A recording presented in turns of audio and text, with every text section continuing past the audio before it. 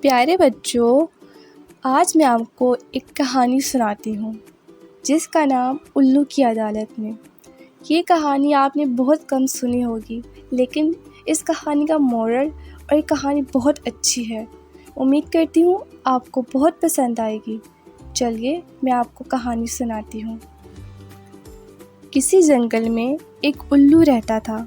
وہ سارا دن آنکھیں بند کر کے برگد کے ایک پرانے درخت پر بیٹھا سوچوں میں غرق رہتا۔ اس جنگل کے تمام جانور اور پرندے اسے عقل مند سمجھتے تھے۔ جب کبھی جھگڑا ہو جاتا تو الو کے پاس آتے اور الو دونوں میں صلح صفائی کرا دیتا۔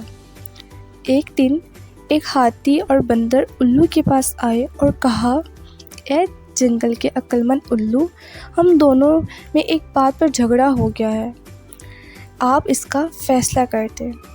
الو نے کہا، بتاؤ کیا معاملہ ہے، میں فیصلہ کر دیتا ہوں۔ بندر کہنے لگا، میں کہتا ہوں چالاکی اچھی چیز ہے، مگر ہاتھی کہتا ہے طاقت سے اچھی کوئی چیز ہی نہیں۔ الو آنکھیں بند کر کے سوچتا رہا، پھر بولا، تم وہ سیب کا درخت دیکھ رہے ہو نا؟ دونوں نے کہا، ہاں، میرے لیے وہاں سے کچھ سیب لاؤ۔ الو نے حکم دیا۔ الو کے حکم کے مطابق بندر اور ہاتھی دریا کے کنارے پہنچے تو ہاتھی نے کہا، اب تمہاری سمجھ میں آیا کہ طاقتور ہونا کتنی اچھی چیز ہے۔ آؤ میری پیٹھ پر بیٹھ جاؤ، میں تمہیں دریا پار کرا دیتا ہوں۔ جب دونوں سیب کے درخت کے پاس پہنچے تو دیکھا اس درخت پر سیب بہت اونچائی پر لگے ہوئے تھے۔ ہاتھی نے سونڈ سے سیب توڑنا چاہا مگر ناکام رہا، پھر درخت گرانا چاہا تب بھی ناکام رہا۔ اس پر بندر مسکرایا اور بولا، میں کہتا تھا نا، طاقت اور بڑائی ہر جگہ کام نہیں آتی۔ میں نے کہا تھا چالاک ہونا بھی بہت ضروری ہے۔ یہ کہہ کر بندر نے چھلانگ لگائی، درخت پر چڑھا اور سیب توڑ کر نیچے پھینکنے لگا۔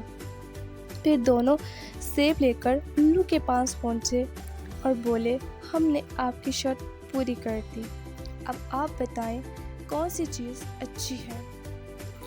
پیارے بچوں، اس کہانی کا مورل، بندر ہاتھی کی مدد کے بغیر دریا پار نہیں کر سکتا تھا اور بندر کی پھرتی کے بغیر پھل حاصل کرنا ہاتھی کے لیے ناممکن تھا۔ امید کرتی ہوں یہ کہانی آپ کو بہت پسند آئی ہوگی۔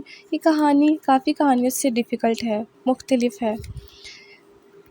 آپ میرے چینل کو سبسکرائب کریں، کمنٹ کریں، شیئر کریں اور لائک